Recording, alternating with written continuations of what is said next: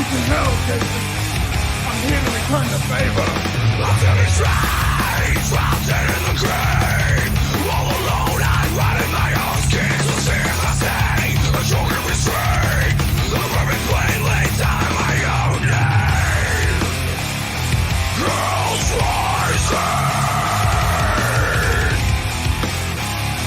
Girls rising. The stars remain, a deeper to see. A black field, blinded response. From here I cling to the ones that remain. Exile without reason. The time to catch the feelings. We feel this like someone is clipped to bow. We're building the power, strengthening the arm. Yeah, building the wall. Welcome to your demonstration. People and things over there like something. Fuck!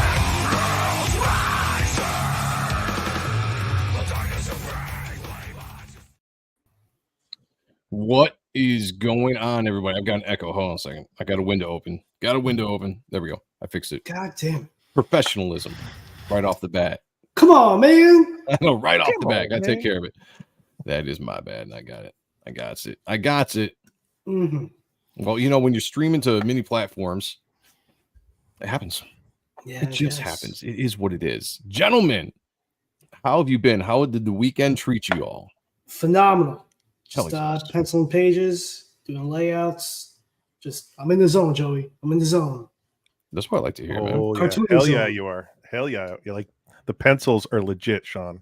That's Those good. are sick. Yeah. Thank you, But, thank you. weekend was good. Weekend was good.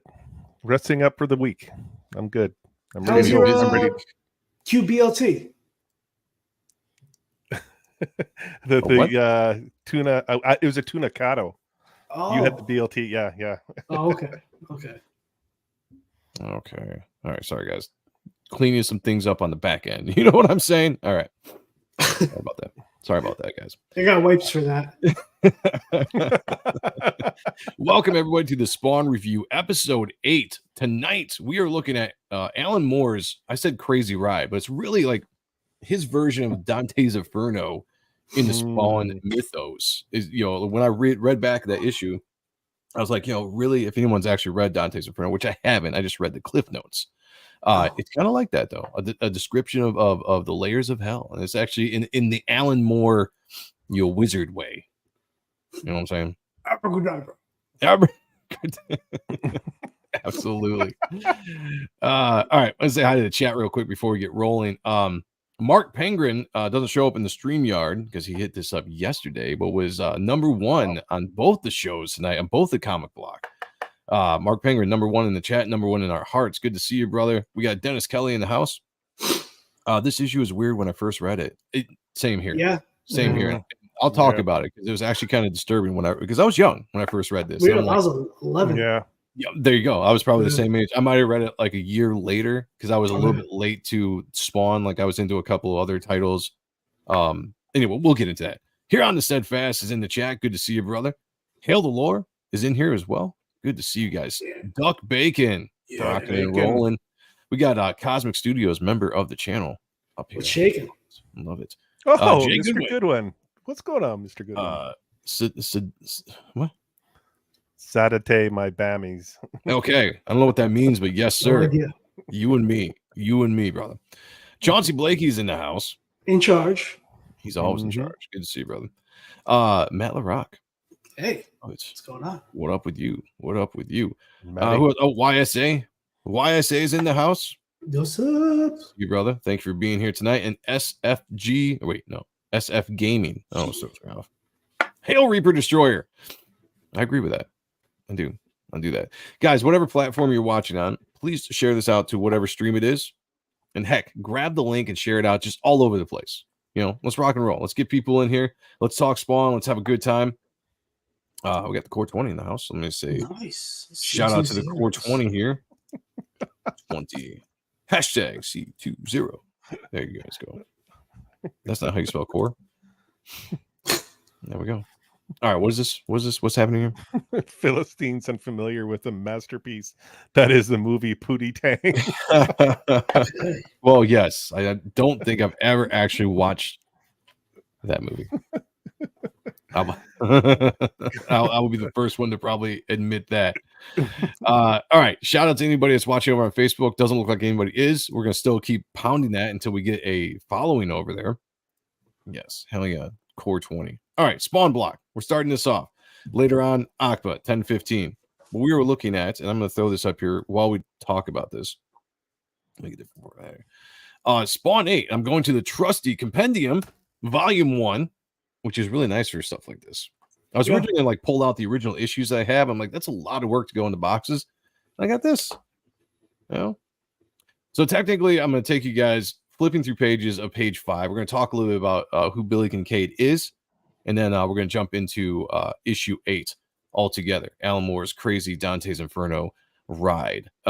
Guys, what do you think of Billy Kincaid when you first saw him, when you first read him as a reader? Try to put yourself back in that 11-year-old, brain of yours.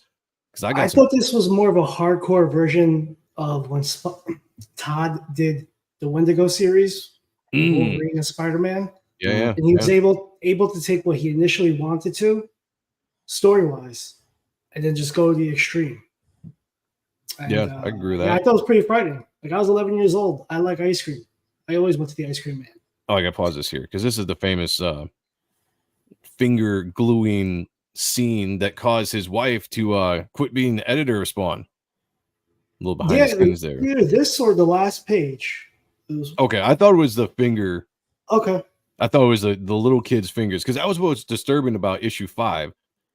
Todd's going all out, independent guy, right? You don't have the comics code. You can pretty much do what you want. He's pushing the limits, I think, a little bit on some of the territory when it comes to subject matter and gruesome aspects, of a child killer.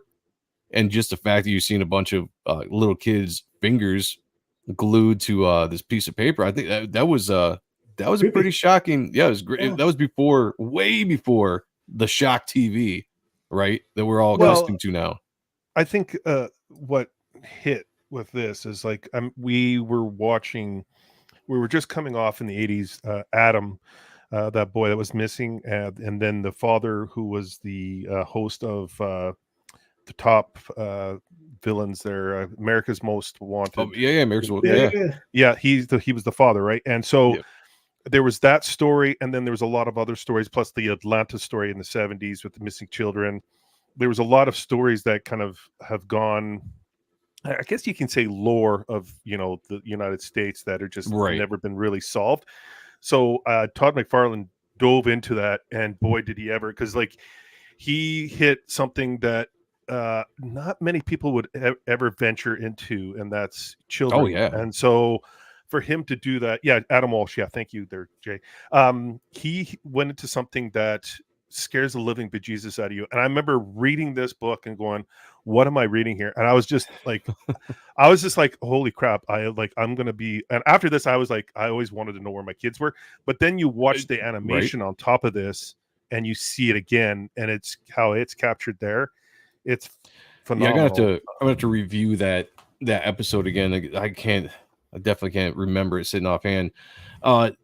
It's funny because I read these books out of order because I saw issue 8 before I saw issue 5. And so when we get into issue 8, that was just disturbing because I opened up the book. I'm like, Spawn's not in this. Like, what is going on? What is happening here? And just like all this crazy stuff. And but then going back to issue 5, I don't know if it's a line I would have crossed even in the indie scene, subject matter, especially in today's lens, right?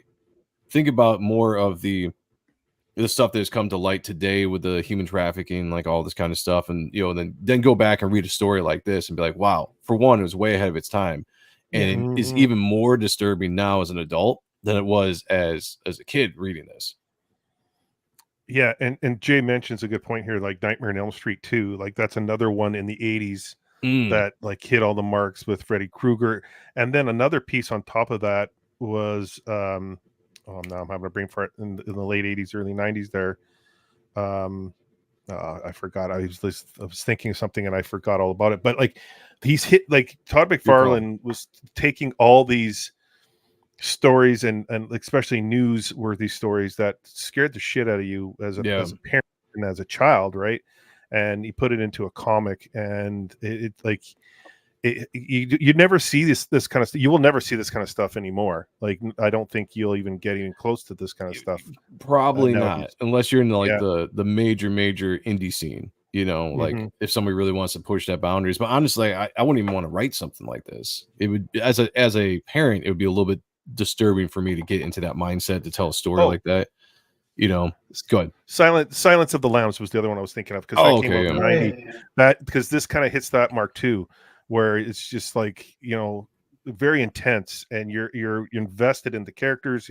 You're the unknown is scaring the living crap out of you. So like, there's a lot of that as well. And Todd McFarlane captured it in these books. He did an incredible job, you know, he did. writing and yeah, go ahead. Sorry. And it wasn't like the clown. Didn't he kind of do that with a John Wayne Gacy idea in mind? Yeah. I think I heard him say once in an interview, like that was, you know, kind of the idea behind the clown character. Yeah, no, it's pretty disturbing. But what was kind of cool is we get to see, if you ever see an interview with Todd McFarlane, especially back in the day, he was really adamant on like the superheroes don't kill stuff. Like, it annoyed him, you know, like with Batman don't kill, you know, kind of thing. And he's like, Spawn's gonna be different. He's gonna kill some people. He's gonna mess some people up, you know. And this was like the first real book that you got to see him take a villain and give him his own like street justice. It was cool. It was well done. Like, this page is become an iconic page, right? You know, boys screamed and girls screamed. I made him scream and scream and scream. And you just have like this bloated Billy Kincaid hung up naked with popsicle sticks and, you know, an ice cream scoop sticking out of his body, all bloodied up. Like, you know, he went to town and tortured this dude, and you know, not just killed him, but a very, very vicious death to this villain. Yeah, but it's like you're saying, like the first superhero to do this, like, this is more relatable, like for you two especially. It's not like Zarkon from planet Uranus is coming to take over the world. Yeah, right. You gotta assemble the team. Like, this is some dude from up the block. Like, my godfather went to school with the son of Sam. Oh, really? Wow.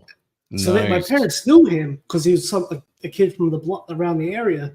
And when they found out it was him, they're like, little Davey Berkowitz. So that's crazy. Like that, you know, like, it's more relatable. Unfortunately, it's more scary as opposed to like Zarkon from Uranus trying to take over the world. Yeah, you know? yeah, no, like it's real. That's why it hit harder, you know, reading something like this, because especially like you said, Sean, like we were like 11, 12 years old or whatever when these books came out. So you're still at a period in your life where you don't really witness that kind of stuff, right? On TV and movies, or, you know, a lot in person or anything like that. So when you read a book and you see a subject matter like that, it psychologically it was a little bit disturbing for the young Joe Sonntag. I'm not gonna lie, you know. So we go through that. Billy Kincaid, he was the son of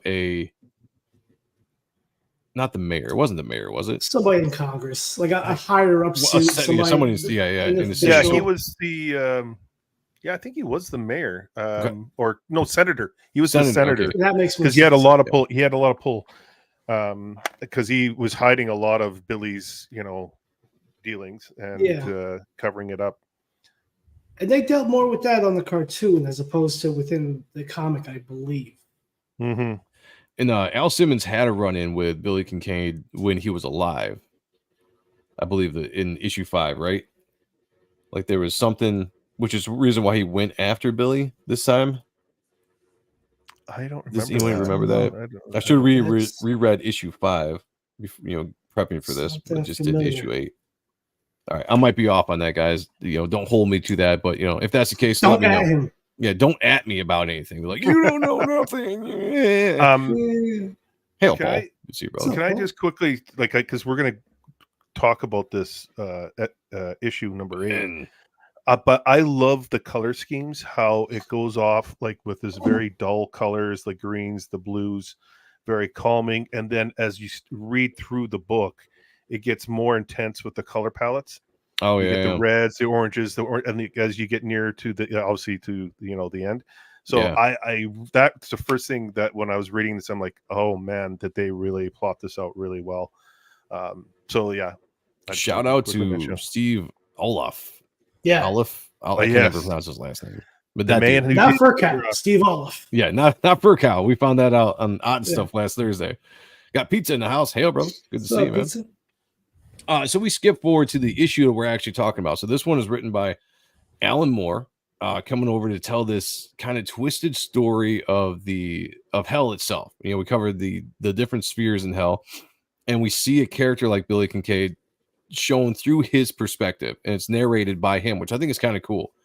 You just kind of get into his head a little bit, and I guess we discover here that when you go to hell, at least at this point in Spawn's mythos, you get born in an orchard, like this messed up orchard in these pods, is how you kind of recreate a body and come into hell. And this is kind of like the waiting room before you get sucked up to whatever sphere of hell you're going to.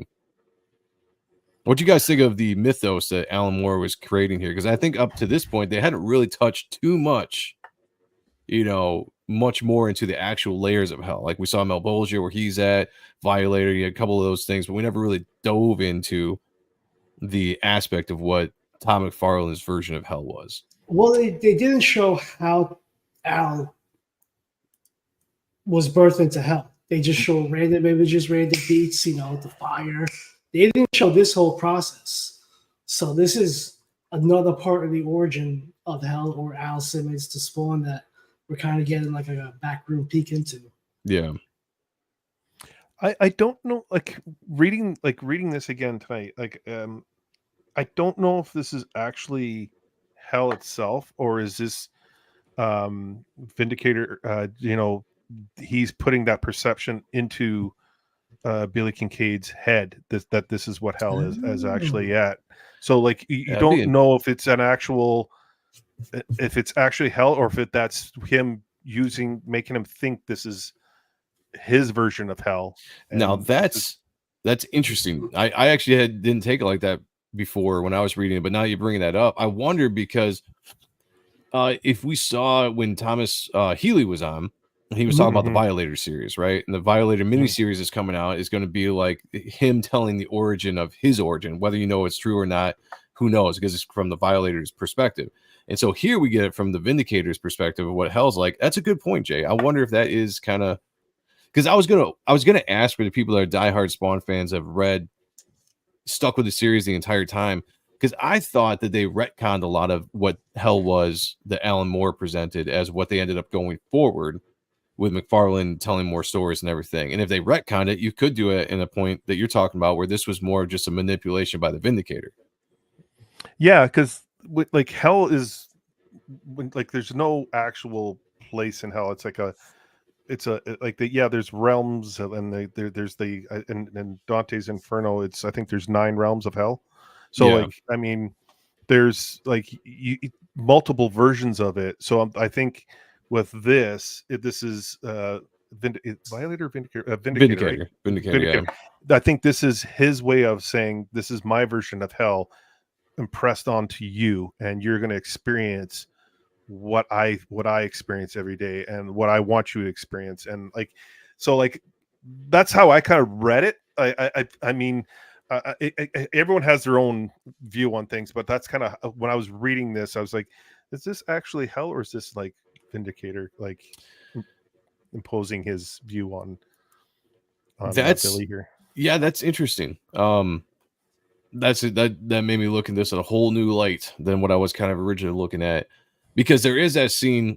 There is, well, I guess it is a scene where the Vindicator is carrying Billy Kincaid up through the tower and is going through every level of hell and talking about would you rather be here where they fillet people, or would you rather be here where you're basically a pet in a cage, and hyping up his level of hell, the 8th sphere, about how awesome that is compared, because the way they put it out is all the spheres are they're in business against each other, right? For the souls, for their own purposes.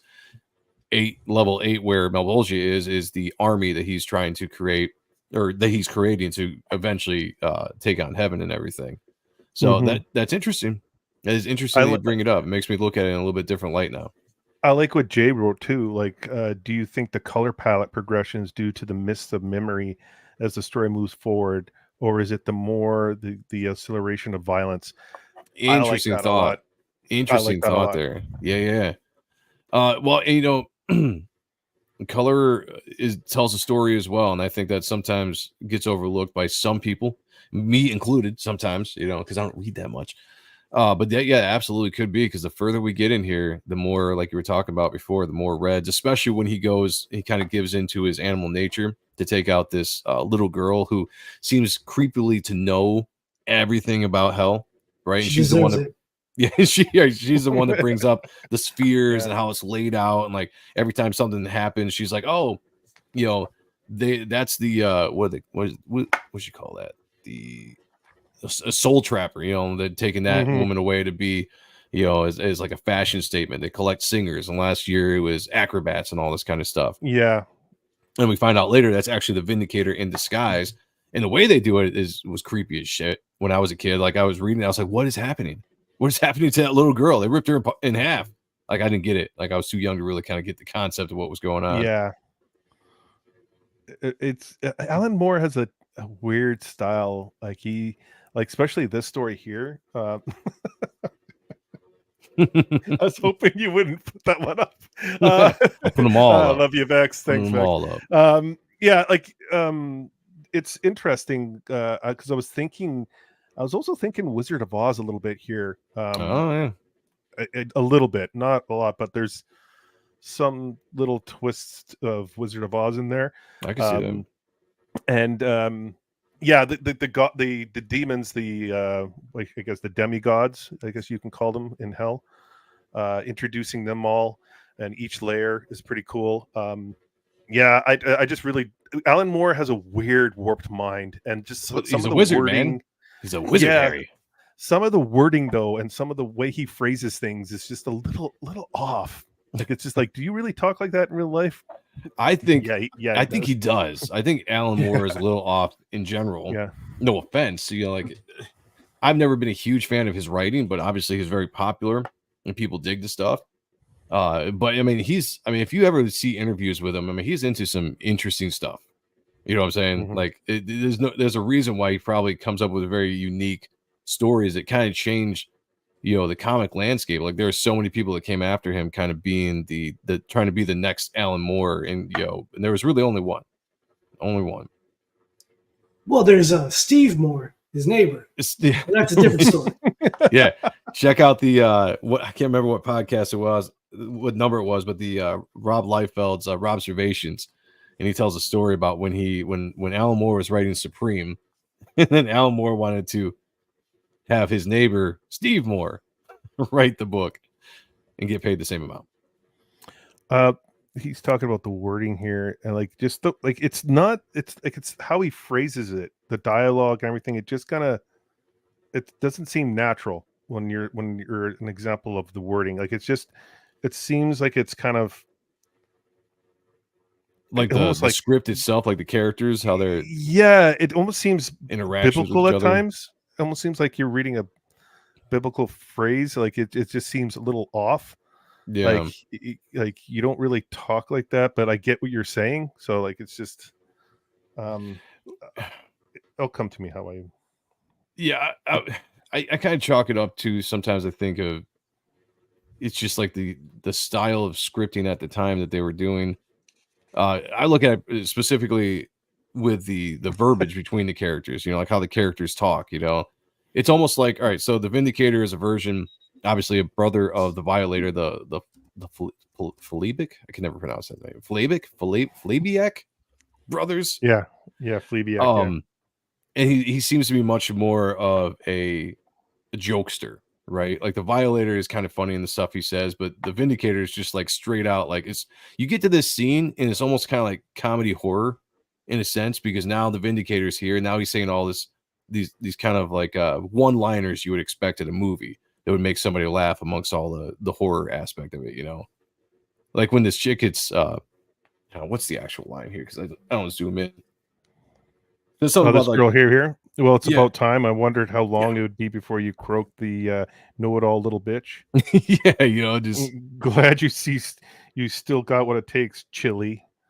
Yeah, it's just To me, Yeah. when I read it in my head, it's it's said in like a tongue-in-cheek kind of way, funny, it's a little bit of the comic relief that seeps into the issue. Yeah. It's poetic almost. It Yeah, would it's be, true, Jay. yeah. It would be. Yeah. It would be. Thanks for calling me out, Jay. Oh, Sean says his Tom Strong stuff is actually very funny or very fun. I don't know if I've ever read that. Like I said, I'm not a huge fan of Alan Moore's writing in general. But like if he writes something that I'm checking out or collecting, and then obviously I read that. Like I never read any of the Supreme stuff, and apparently that was really, really good, award winning. Yeah. Watchmen, he had a lot of heavy dialogue throughout the Watchmen. It's a lot of reading. That was That's boring. I would say that's probably why I'm not a huge fan of the graphic novel itself, because like I don't want to read that much. Like if I'm gonna read, make it a quick read. Entertain me, but make it a quick read, and I can keep my attention. Well, Otherwise, him and Miller are huge influences on McFarlane because of the way they use, well, at that time, today's news and politics and brought it into comics. So like the new, like when you read Spawn, you see the news flash. Pause that and go back when you get a chance. Sorry, Jay. No, go. So like, I think with like Moore and Miller doing that, I think McFarlane took some of that and brought it into Spawn. Oh, I could definitely, yeah, absolutely. What's up, Sean? What do you want to So see? the page on the left, my brother-in-law used to own the color guide to this. Oh, from Olaf? Yeah. He owned a couple of them, but like I remember just seeing like the different textures from the markers, the pencils, whatever other various from other media that he used to make this. And it was just a treat, man. And then flipping through, looking at the book and seeing the comparison. Because as we learned last week on Out and stuff, like they would eyeball it to the best of their ability. Yeah. To try to capture what the realistic interpretation of the art was to digital or what have you. But man, it was just about there. If you guys get a chance, go check out the Out and Stuff show from last Wednesday when we were talking to Steve Furcow, and they kind of went into an in-depth talk about the way that they used to color back in the 90s when they were getting into computer colors, and they do color guides with actual markers and airbrush and stuff like that, and anything like how they at their disposal. Yeah. It was a very interesting conversation, but that's awesome, man. Yeah, well, yeah. I think I've mentioned to you when I met Steve Olaf in this Denver for the SpawnCon. Oh, yeah. And he talks about the coloring he did. Like they were the first ones to do digital coloring when they were doing Akira with the creator of Akira. And dude, like that story's insane when he tells it. Like we're working on that. Yeah. We're hopefully we can get Steve on, and we'll have the other Steve on, so Sean can finally ask the questions that Dan wanted him to ask. Shout out to Dan. Good. We love you, Dan. Yeah, we'll love you, man. So this was the scene I was talking about before, where with the Vindicator is carrying Billy Kincaid up through all this tower when he's showing clips of the different spheres or levels of hell. And that is kind of interesting, Jay. Now that you bring that up, I'm thinking of this scene where the girl before said that hell was like a sphere within a sphere within a sphere, and the lowest sphere was where they were at. But here in this scene, he's going up a tower, and you're getting a glimpse into those different levels. So who knows? Like it's kind of a little bit of a contradicts one part of the story once we get here. Well, it's almost like those. Go ahead, Sean. No, I was gonna say I would hope. Because it's been a while since I read all of the books, so I would like to see maybe in the Violator series go into each realm. See what they were all about. Like we got little hints from these little shots right here, but what else is behind those closed doors? Well, it makes me wonder how much they adhered to this going forward. Because this was so early on in the Spawn mythos. You're still kind of building the world of Spawn. You're building the world of the hell and heaven and all those different places within the story. And obviously skip forward, 340 some odd issues later, and you're sitting at 354, and it's much more fleshed out. There's much more that you know about hell, the different rulers of hell. Right. It'd be interesting if somebody had been, like we're saying, somebody a little bit more knowledgeable than me on the subject, having read like all the way through, how much did they actually keep when you go back and look at an issue like this and you see how they're depicting the different circles, spheres, layers of hell. how much did they actually keep going that they have today? You know, did they retcon it all? Did they keep some of it? That's what I'm kind of interested in. So, guys, if you're watching this and you're like, these douchebags don't know anything, comment down below and let me know if they retconned the hell thing or how they kind of treated hell going forward when it came to the different circles. Yeah, that you can add us in. Yeah, add us. Hit the Anything comments below. else? If you're in the chat and you know, let us know, because I'm actually very curious, because I did not read all 354 issues of this book. You know, I stopped after 100, and there's a giant gap before I came out back around 300, and then skipped out again until about 350. So I'm going back and I'm learning. That's what the show's about, learning. And yanking. Yeah, and yanking, yeah. Jay said, wait, he's taking Kincaid up the stairs to the different circles. Well, they call it, the little girl calls it spheres, you know, different spheres of hell. This is different levels of hell as they're going up the she tells them to go to the tower. She actually tells them the only way to get out of this place to the light is to go to the tower. And so Kincaid goes to the tower as he's like seeing everyone being, you know, their souls taken and abused by other demigods. And then like when he gets to the tower, it's like they're going up a spiral case. So like it's kind of almost like true. It's almost like those Ukrainian dolls where you pull the top one. Oh, yeah, what are those called? And then I know what you're talking about. Remember that. Yeah, and then they doll inside a doll inside a doll. Yeah, inside a doll. So that's what you're kind of experiencing with this story, as Kincaid is like experiencing all these, I guess, shells or dolls of hell. Like it's quite the treat. And see the color schemes continue to get, you know, brighter reds and oranges and yellows. Like it's awesome. I love the color schemes. I thought they played it out incredibly well for this issue. Yeah, especially when you get to this scene here where, so a little bit of context, because we didn't really touch on it yet. Throughout this entire story, which by the way, guys, if you go back, find issue 8 or get the omnibus, read it. I think it's really interesting. You see Billy Kincaid wrestling with his death. He can't quite remember how he died, but he always has this shadow image of Spawn in this costume, and you know, experiencing the pain that he felt right before he died. And so it's something that scares him a lot. So in the beginning of the issue, he gets to hell and he's not scared at all, right? Like he kills this creature that looks like a monster. It's got these spiked teeth, and he just easily seems to kill it, skin it, and wear his clothes around. So nothing is affecting him at all until this point, where the thing that scares him the most was the image of Spawn and what Spawn did to him, the costume, the visuals.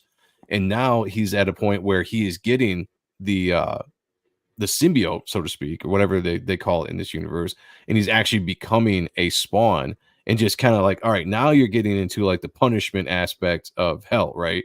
Like it was all fun and games until now all of a sudden, like boom, he's now become the thing he is most frightened about. And I love just the way this ends with him just broken in this costume, crying green tears. The other piece too is Billy recognizes like he's in it, like he's in this world, like he's in this world, and he's kind of thriving at first, and he recognizes and like everything that could potentially harm him, but doesn't care about the others. Like he knows that like there's death right around the corner with this portion here, and then the next portion, he knows it's there because he's experienced it like on Earth, right? Yeah, the fact that he's a stone cold killer, and the other people probably were more innocent, you know, that died. Yeah, he knows how to avoid, you know, being caught and all these things. And then when he finally feels like, okay, I'm gonna just leap into my urges and kill this kid, because and then that's when it just changes on him and flips, and then now he's in fear for his so-called life. And great point in bringing that up, because this whole book was kind of the initiation process of Vindicator recruiting Billy Kincaid to the 8th level to be in the army of Spawns. And he had to get to that point where he gave into that urge, his child killing urge, to the point where Vindicator revealed himself, and now he was ready to take him up to the 8th sphere or level, whatever you would call it. Jay Goodwin says Dante shows the descent into hell is going from the first ninth circle, and the only way out is to climb back up. Vindicator seems to have inverted that. Okay, interesting. I got you. Yep. So it starts 1, and then you're and going up. down, right? Or, this one, yeah, right. Dante's was going down. This one's going up. This one's going up. Good observation. We got Sammy Threepeat in the house. What's up, Sammy? Hey, yo. Good to see you, brother. Thank you for being here. So yeah, I just thought it was really interesting that, again, I didn't read Dante's Inferno, but when I know enough about it from just, watching videos or doing research, seeing people talk about it. And when I was rereading this issue for the first time in a long time, I was like, oh shit. I was like, this is like Dante's Inferno Spawn version of it, And in that aspect, I was like, oh, I really dug it. So I'll say this, going back and reading the issue, I really got into it a lot more than I did when I was a kid, even though when I was a kid, that was when it disturbed me the most.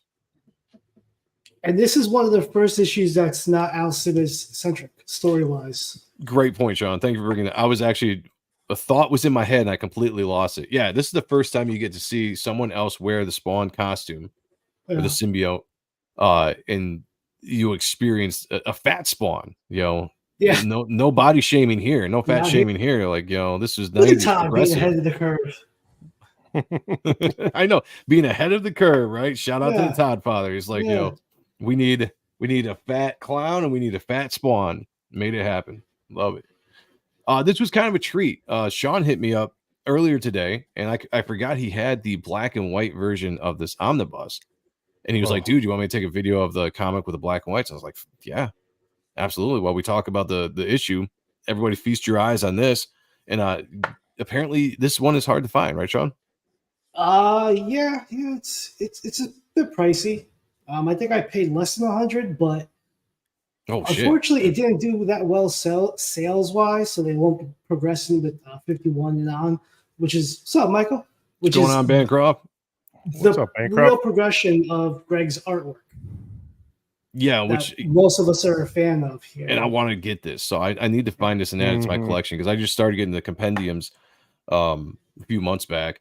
By the way, Michael Bancroft, the Lucent, is it Painted Death? Yeah, Painted Death is he's launching now finally the Indiegogo, or has launched finally the Indiegogo and the Kickstarter, I believe, just the other day. So if you guys missed out on his book that he launched on his own website to a very, very successful tune of, I think, 70 some K, maybe 80, I can't remember, but a hell of a campaign. He is now doing it now on Indiegogo and Kickstarter. So everybody go check out the Lucent Painted Death. Can't wait for my copy, man. Yeah, looking beautiful. By the way, he posted that picture of the Eiffel Tower that he's been working on, and absolutely gorgeous art, colors all around, fantastic. Makes me sick. I love the channel. Always happy to catch it live. Reaper Destroyer looks so good, man. Thank you, brother. I appreciate you. I appreciate you very much. Okay. So this is me getting used to this Ergotron arm I got for the iPad to start doing recordings. So I'm feeling it way out. So if it's a little glary, I apologize. I did a good job. Try to adjust it as we go, but as I do more of these, I'll do Zooms. But it did really good. And this is a really treat, because on this show, we don't really go in depth a lot on art. Like, I want to focus on the story, talk about the book and all that stuff. If we do more art talk on Appreciating Comic Book Art Live, which is the next show at 10:15. But this is kind of cool to get this behind the scenes look, or just a black and white version of this book. Because if you know us, if you follow the channel, you know that we absolutely love the black and white versions of books. You see the raw, textured art, especially Todd right now. Like, Todd was we had this shit when we were kids. Just for studying, at least, because sometimes the colors look at that overpower certain elements. So this is awesome. Kind of like a moth. I could see that. Yeah, I can see that. Yeah, I could definitely see that. Dennis Kelly's in the house. Yeah. This issue is nuts. Number 8. Well back to work. Well back to work. Have a great stream, guys. See you next show. All right, brother. You too, man. Thank you for joining in. Appreciate you guys. If you're here, please hit the like button. If you're watching on the YouTube channel, hit the like button. Wherever you're watching, hit the like button. Share it out. And if you get a chance, go to the YouTube channel. Subscribe to the channel. let's build this thing up. Let's go. We got to catch up to Jay. We're 8,000 behind, but we'll get there. We'll get there. No, I mean, this is I really dig this, and this was a fun issue going back. It's kind of cool to see Billy Kincaid throughout the years. I know he showed up in issue 50, or was it 100? He gets decapitated by Spawn. It was either 50 he was or in 100. the 80s. He made a bunch of appearances throughout Capullo's run. So Oh, did he? Mhm. Yeah. See, I got to refresh all that. Yeah, One- because And even 100. he did have a prominent role leading up to 100 as well. Okay. Yeah. I need to go back and reread a lot of stuff because So, at that like- time I was doing a lot more looking at the pretty art. Go ahead, Jay. Again, like, knowing what we know now from Thomas, Yeah. like how Thomas much of Healy. this is Thomas Healy. How much we call him Thomas here. Thomas, yeah, because we're yeah. on name to name basis. Yeah, It's yeah, we're yeah. cool like Uh, that. Yeah. But like how much of this is actually fiction and how much of it is reality? Because like he talks about the new, Vindicator series coming out. Yeah. And he's like he talks about his version of his origins. So like leads me to believe that Vindicator likes to tell tales like kind of like the Joker. Like here's an Right. origin here, here's an origin there. I'm going to give you Right. different snippets like in different stories wherever suits me. Jaro, what's up, brother? So Molded. Billy Kincaid in the cartoon was really the best version, in my opinion. I need to go back and watch that episode now. Oh I yeah, completely that forgot about it. was sick. That was I'm because I had my little daughter and my son was just born at that time.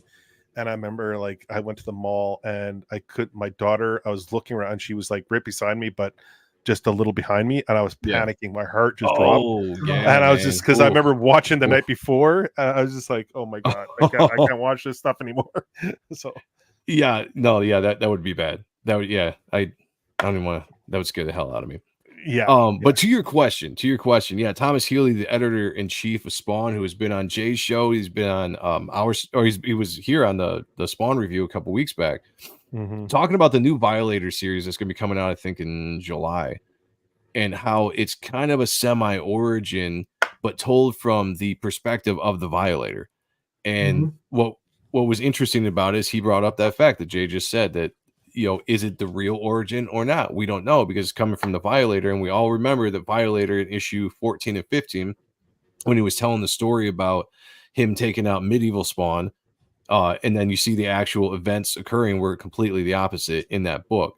So obviously they didn't mean to tie it into this because this was so long ago, but taking that philosophy and going back to this story and going from the perspective of the Vindicator dealing with Billy Kincaid, is this something that was just kind of all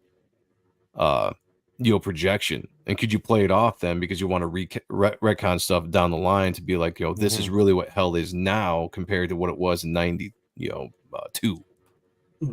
So I just, go ahead with the theories. Go ahead with the theories, guys, in the comments below after this right now. Throw your theories out there. I'd be interested to see what you guys think of this. Get away from me like you just don't care. Because I didn't think of that at all until Jay brought it up. Because I was just kind of going off of, this story alone. But that's a great point brought up by Jay. Yeah, because because Rated Radio in the house and Edwin. Hey, guys. Oh, What's hey, up? Edmund, how's it going, buddy? Just you guys. You got to wonder, like, is this just a moment that, he was just like screwing around with Bill Kincaid, like he's just having a moment and just like like screwing around with him, like you're in hell, buddy. I'm gonna screw around and mess with your mind. Just like welcome to the big leagues. Like what is real? So yeah, that's a great point because especially when you get to this part of the scene, when we start seeing Vindicator reveal himself, the entire thing becomes this Roadrunner, Wile E. Coyote kind of chase where it becomes more cartoonish, right? The verbiage becomes more comical because the Vindicator is a little bit more jokey, about everything. And even though it's dark jokes, and you got Billy Kincaid running around like a cartoon character, even the way it's drawn, you see the next page we go to has a little bit more of the exaggerated cartoony feel that we know from Todd, but it's still kind of, it turns into a little bit of like this. I mean, look, the first panel up there, it's very comical, like the way you could put some funny music to it, and it would absolutely fit. So this could very well. I mean, it's a good theory. I like this theory. Kayla's in the house. What's up, She girl? said, getting What's ready up, for girl? Frazetta. That's right. So the comic block continues at 10:15 tonight with Appreciating Comic Book Art Live. We will have our co-host Kayla will be on there. We'll be celebrating her birthday as well, her 25th birthday. So everybody come 49. prepared. Look at that. She turned 49. Happy 40, birthday. 40 oh jeez. I ain't fucking 49. I'm gonna kill you, Gooch. Oh yeah, it's gonna happen. Yeah, tune in. Oh, I will redirect you guys because I know how to do that now. Maybe I should set that up now before I forget.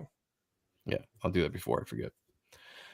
Anything else you guys took out of this, the book itself, or where they went with the character? It doesn't have to be just confined to the book to issue 8. It could be something from issue 5 or anything of that nature when it just comes to the Billy Kincaid character itself. I think we said it all. Like, it's like for McFarlane to dabble into this, this is really deep. Yeah, like deep and dark. And like Jay Goodwin mentioned, like it is biblical. Like, so like you're going really, really, like you can go so many, routes with this, right? Depending on what your perspective is. So like, or even if you're religious or not, but like, it's just a really deep, intense, dark story. Especially for the 90s, which, I mean, when you look back on it now, like you get the chills kind of reading this book a little bit. Like you're just like, damn, the guy went there. Like, and it's amazing. It's amazing stuff. Like you don't see stuff like this anymore besides, Type 1 and Reaper Destroyer. But I mean, hey. Well, yes. Well, yeah. We're not one to brag about it. But Yeah, like even Gaiman wouldn't go this type of dark and creepy, because like when he was writing Sandman, like he went down some alleys where there's some like really peculiar shit. It was good storytelling, but I think when it comes to kids, like you just got or somebody that's attached to doing something bad towards kids, you got a different mindset. You're like, you're not a good person. I think that's, we said it earlier in the show that was the thing that really stood out to me. Just the balls to go into the subject matter. And as a kid, it disturbed me reading this book, because I wasn't accustomed at 12, 11 years old or whatever to seeing, something like that in a comic. So it did everything that was set out to do. It was a definite shock. I don't think you had seen a lot of books do that subject matter, that kind of, right.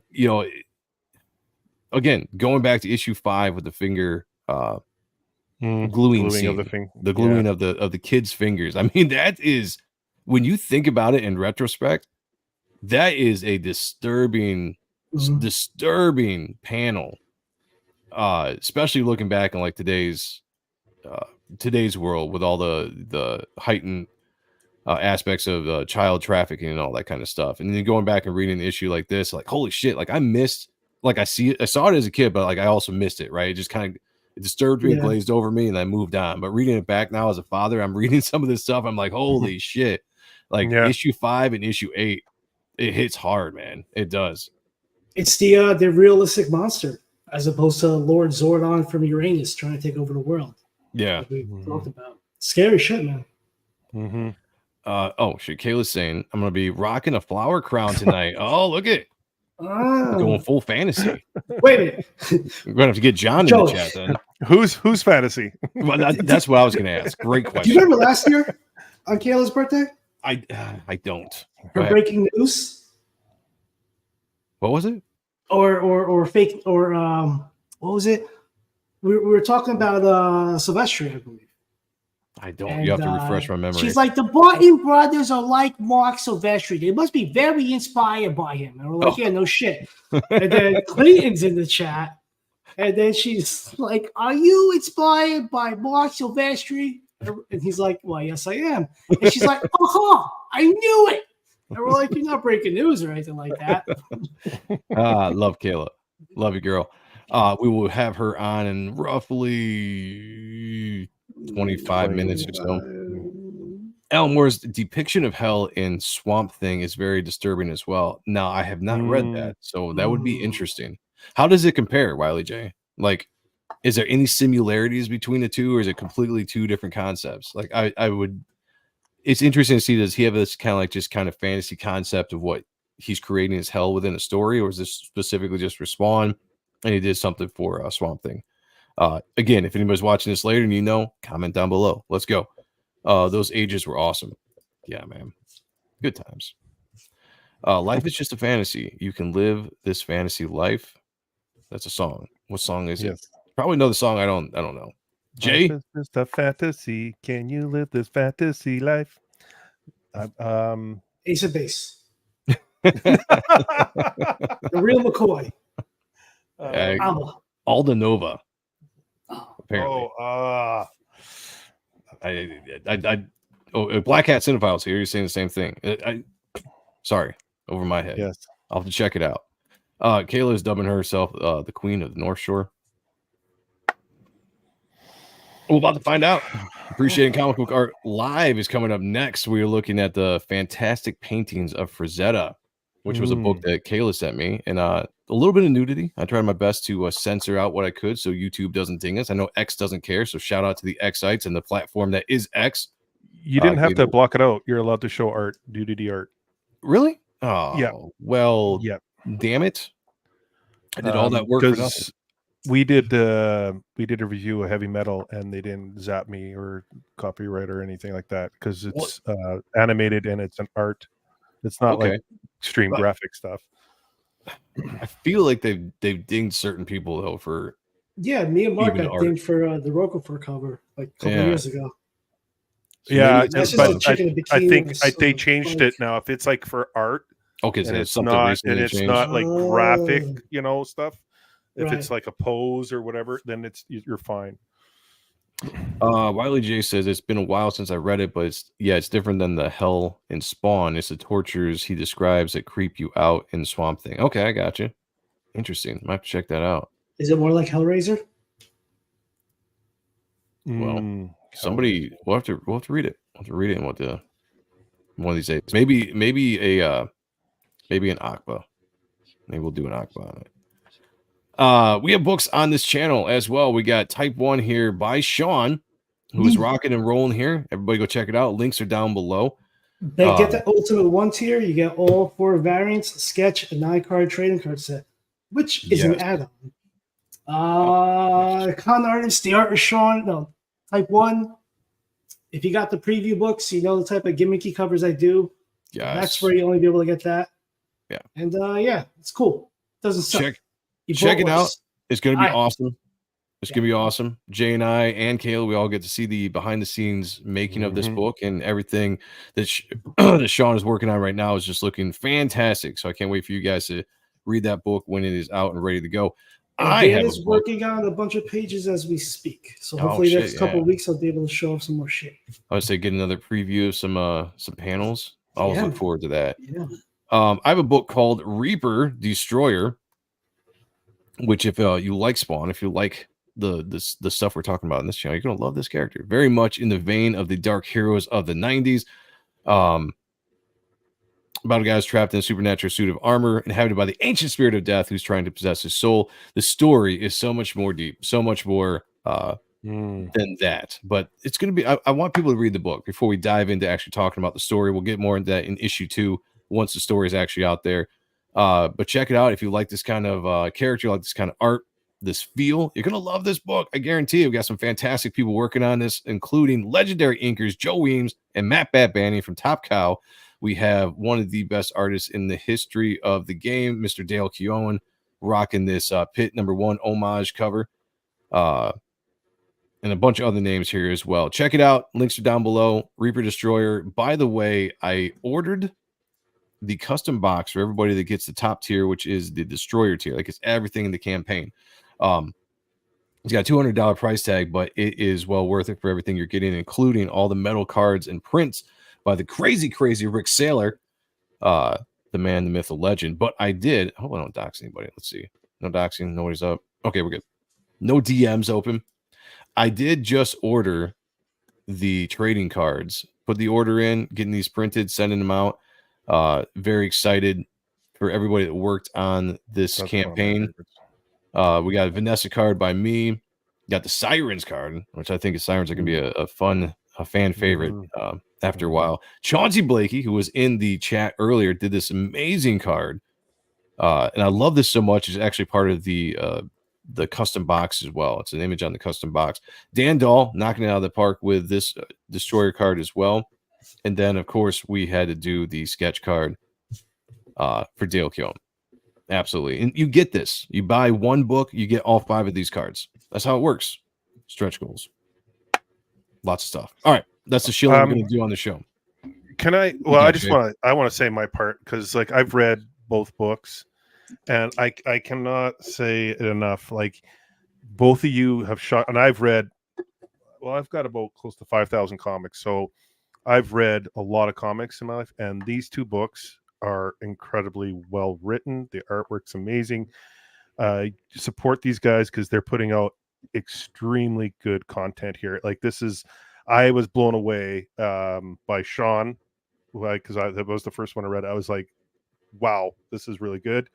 And then Joe, like, just fuck me. Like, that was just incredible. So please back these books. No, like, seriously, and I'm not blowing smoke up your asses, because I'm looking forward to getting these books, man. Like, these are awesome stories. Like, they've really, bought worse in the past, let's be honest. No, I appreciate it, brother. Yeah. A lot of hard work, love, tears, sweat, blood, and probably a little bit of semen went into all these projects. And I can't wait for you guys to read it all. I'm very proud of the story that I created. I know Sean is as well. Yeah, wait till you get the Type 1 glow in the dark cover. No, but I'm excited to get the book out. I'm excited to get it out. I'm excited to get issue 1 crowdfunded. There's something that both Sean and I are going to do going forward that's going to make crowdfunding a little bit cheaper for the customer, and hopefully a faster turnaround as well, that we'll talk about the closer we get to, or at least I'll talk about Reaper Destroyer probably around the time we send it to print, and I'll start talking about issue 2 and everything we're going to do. We will do a semi catch-up, I guess you could say, second chance go around on Kickstarter, where we will have an exclusive Isaac Bell cover, which looks fantastic, colored by Dave Kemp. Beautiful looking cover. It's going to be a little bit more stripped down of a campaign over there. Not all the bells and whistles that Indiegogo got, and a couple different covers. So you don't have to back it if you already backed the Indiegogo. It's just to see if we can get some new readers, new customers. That's all. Charles Reeves is in the house. What up, and hail to all. Hail to you, brother. Good to see you. Wally J says he was created by man's guilt and Swamp Thing, if I remember correctly, and each person is tortured according to their own conscience. Okay. That sounds interesting, man. It does. I've checked that out. Hell exists in a lot of theological philosophies. Moore's definitely well read, or Moore is definitely well read. Oh yeah, that's a fact. You can tell. I mean, he's into some stuff. Just watch an interview with Alan Moore. Paul says, I support Joe and Sean regardless of what they are working on. Thank you, brother. We appreciate that. We appreciate you very much, man. Yeah, man. Always. Even if I don't hit you back as soon as you message me, I will definitely try to get. I'm just super busy these days, but I definitely see that you hit me up, and I will definitely hit you back. By the way, if anybody needs to get a hold of me for any reason, my DMs are open. You got questions about the book, the campaign, the show, whatever, hit me up. I'm always down to talk when I have the time. So, all right, guys. Jay, where can we find you? Where are you at? I'm at Diabolical Souls Presents, and you can come by tomorrow night as we're reviewing episode 1 of X-Men. We were supposed to do that last week, but we had a surprise guest. We had Mr. Bo DeMeo come on, and showrunner of the show. Yeah, the creator and writer of the series, and we had an incredible time. The guy is... I'm a fan of him. I'm sorry about it. Very genuine. I saw him. I think it was a very genuine, honest, open person. And I had a lot more respect going out of the show. Not that I didn't have respect for him in the first place, but like it was just even more. The fact that he came into a show, didn't know anybody, because he saw Jay tagged him in something and they talked, and he was like, sure, I'll jump on. He came in and talked about his baby, about X-Men 97, and he stood with us for like an hour and 15 minutes or something like that. Hour and a half. Hour and a half. Yeah, and he is a comic nerd. That guy's a comic nerd. He knows his comics. So straight up a fan. Great conversation. Go check that out. Tomorrow night we're going to do episode 1. That's the plan. I Yes. might have a surprise guest. Not sure yet. Oh, shit. Wednesday, we're doing animated movie night. We're going to be doing The Secret of Nim. We're going to be talking about Don Oh, Bluth nice. and how he left Disney and created his own studio, working out of his garage, and created this animated series movie. Great and then movie. Thursday, we're doing it was a smash hit last week. This week, we're doing episode 2 of Demon Slayer. Mr. Jay Goodwin's going to be part of that as well. It's going to be a great time. I'm talking about that series because the artwork and the animation and the storyline is incredible for that as well. I just want to say quickly, thank you to everyone that supported me along on this journey. I'm almost at 10,000 subscribers. Crazy. That's awesome. I really appreciate everyone. All the comments. I'm getting flooded with the comments. Super, super cool and kind. I appreciate every one of you, and I've reached out to every single one of you that have sent me a comment. I appreciate it a ton. It means the world to me, and I got a lot of stuff lined up once I have time throughout the summer, because I'm going to be doing my own book. I'll be hanging out with these guys. It's going to be a blast, everyone. So thank you so much.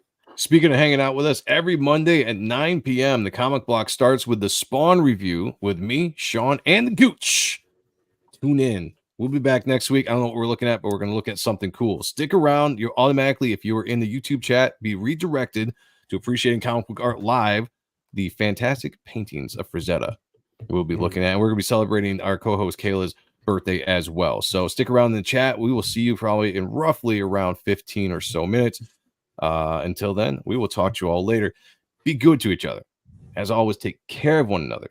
Picture me naked. I'll talk to you all later. Peace. What the hell are you? Spawn.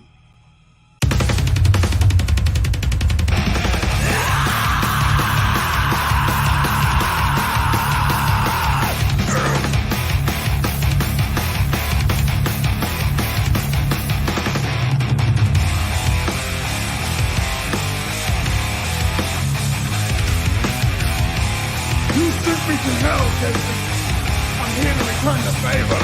Until it's right, dropped in the grave.